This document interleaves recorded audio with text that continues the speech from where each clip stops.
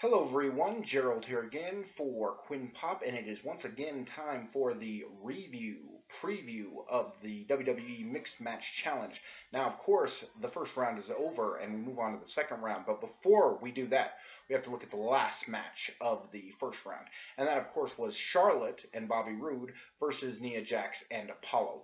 Now, this match really hinged on the fact is how well could Nia and Apollo work together. Now, very interestingly, of course, this was one of the big little surprise matchups in this whole thing. And it turns out they really don't work that well together.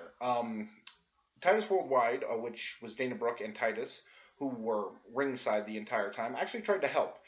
You had Dana Brooke grabbing Charlotte's leg and just trying to help. Nia Jax was having none of it. She wanted absolutely nothing to do with it. She was yelling at Dana Brooke. She was yelling at Titus, and possibly had the line of the night when she told Bobby Roode to shut his old ass up.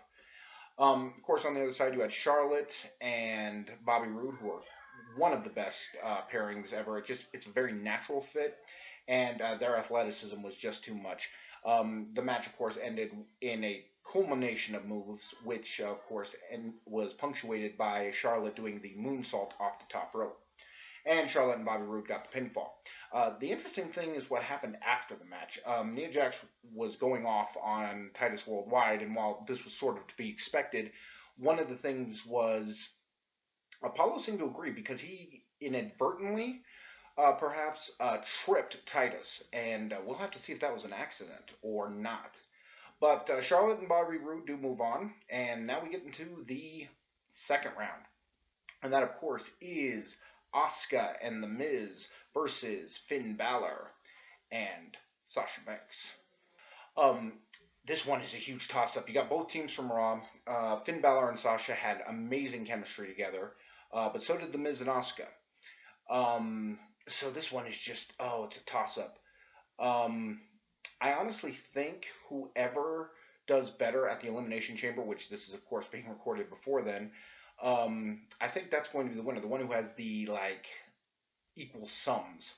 And I will say this, probably if you need a name, I'm probably going to say Finn Balor and Sasha, just because they did so well.